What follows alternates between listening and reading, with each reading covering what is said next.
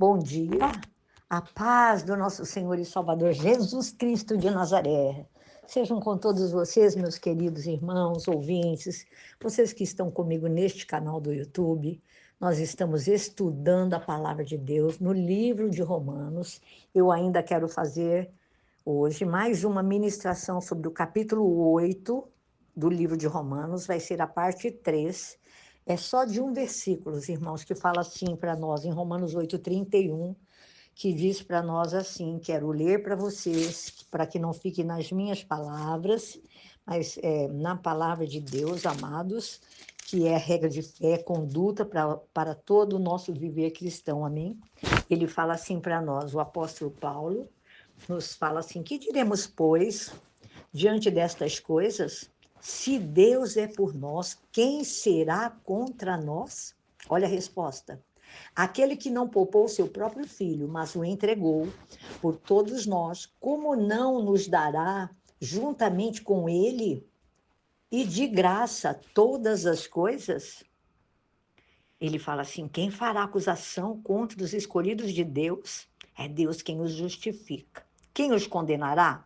Foi Cristo Jesus que morreu e mais, que ressuscitou e está à direita de Deus e também intercede por nós. Lindo demais, não é? Aí ele diz mais assim, eu vou ler, continuar lendo, até o final desse capítulo aqui, que fala assim para nós. Quem nos separará do amor de Cristo? Será tribulação, angústia, perseguição, fome, nudez, perigo ou espada? Como está escrito, por amor de ti, enfrentamos a morte todos os dias, somos considerados como ovelhas destinadas ao matadouro. Mas em todas estas coisas, somos mais que vencedores por meio daquele que nos amou. Amém? Pois estou convencido de que nem a morte, nem vida, nem anjos, nem demônios, nem o presente, nem o futuro, nem quaisquer poderes, nem altura, nem profundidade, nem qualquer outra coisa nos separará, né? Será capaz de nos separar de Deus que está em Cristo Jesus, nosso Senhor. Amém? O versículo-chave 8:31, que nos diz que Deus, amados, é por nós. Mas também quero deixar bem claro aqui para vocês, para mim mesma, também sabemos que Satanás, ele é o opositor de Deus, da vontade de Deus, dos filhos de Deus, e ele está também contra nós. A pergunta que nós todos devemos fazer para nós mesmos: vamos concordar com Deus ou com o diabo? Você e eu já sabemos a resposta.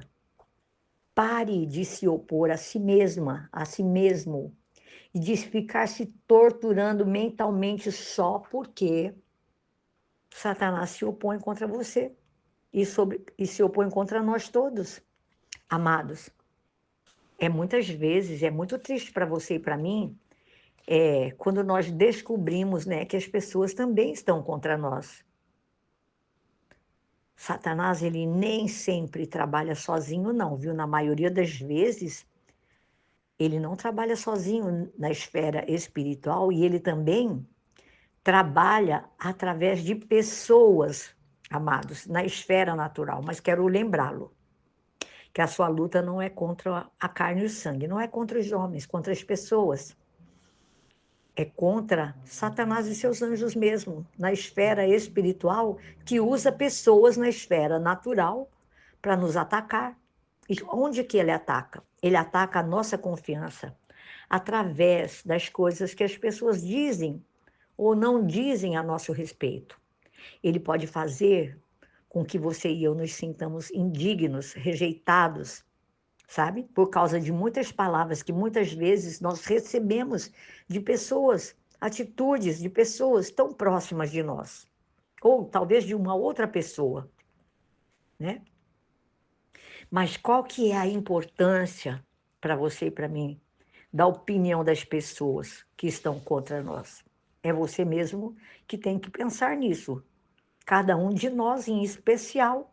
Estamos pensando por nós mesmos ou nós estamos concordando com a opinião de todo mundo. Olha, quero deixar claro aqui para você, e para mim também, porque quando eu ensino, eu aprendo. Quando eu estudo, eu aprendo. Se a opinião, amados, se o julgamento, se as atitudes das pessoas para conosco, muitas e na maioria das vezes são inspiradas pelo diabo, então devemos resistir ao diabo e ele fugirá de nós. Resistir às pessoas que pensam, que dizem coisas a nosso respeito, e ao invés de você concordar com elas e com estas coisas, pense nisso. Se nós sabemos que Deus é por nós, conforme está escrito na Bíblia, na palavra, a vontade de Deus é boa, perfeita e agradável para você e para mim.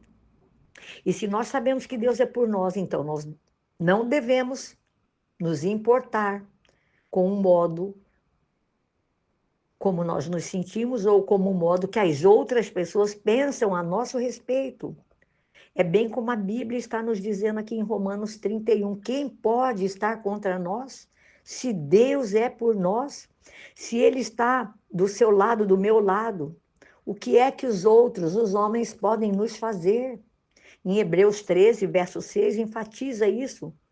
É um ponto bem semelhante a esse. Podemos, pois, dizer com confiança, olha só, o Senhor é o meu ajudador, não temerei o que pode me fazer os homens.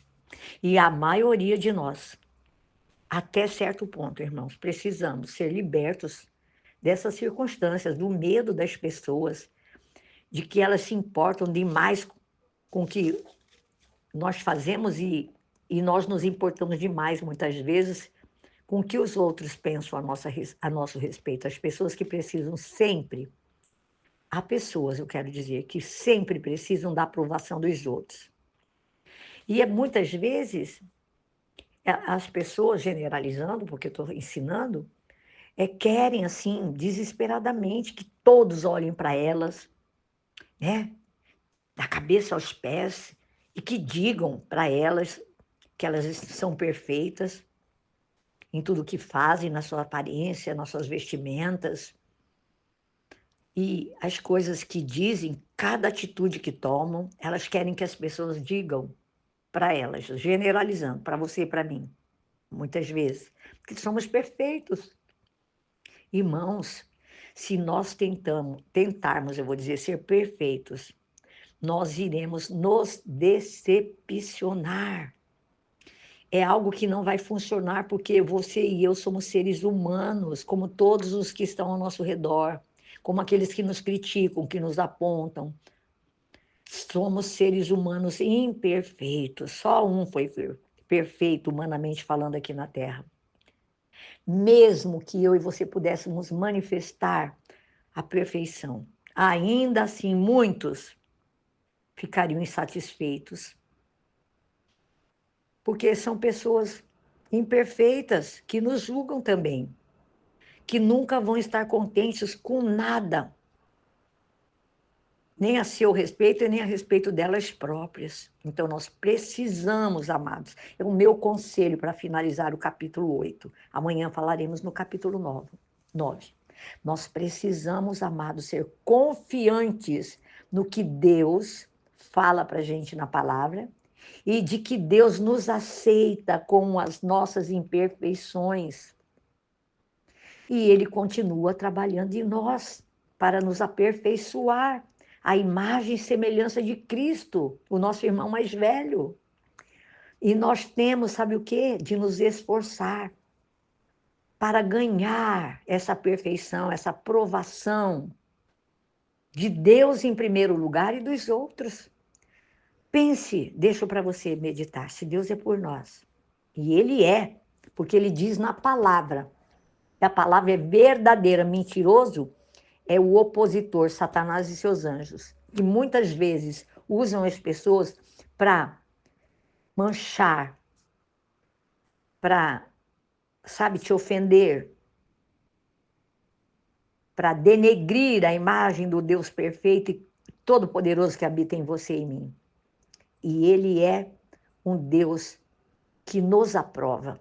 Nós não precisamos temer o homem. Nós não precisamos temer Satanás. Nós não precisamos temer a ninguém que possa estar contra nós. Porque a Bíblia diz que Deus é por nós, mas que Satanás é contra nós, não se esqueça. E pare, é o meu conselho para você, e para mim mesma. Quando eu leio, quando eu estudo, eu falo para mim. A palavra corta em mim primeiro, queridos. E pare de se opor a si próprio, a si mesmo. Pare de se torturar mentalmente, é isso que o maligno quer. Denegrir a imagem do Criador na sua vida. E comece a fazer declarações a respeito do que a Bíblia diz. Porque a palavra de Deus, amados, ela está cheia de promessas, cheias de um poder que é inerente da própria palavra, porque a palavra é Jesus, a palavra escrita, o verbo vivo encarnado entre os homens. E quando Deus fala, coisas poderosas acontecem. Amém? Fique com essa palavra. Terminamos o capítulo 8 hoje. Em nome do Senhor Jesus, que o Senhor te abençoe ricamente. Amém? Tenhamos todos de nós uma semana produtiva, cheia da graça de Deus em todos os aspectos. Deus abençoe vocês.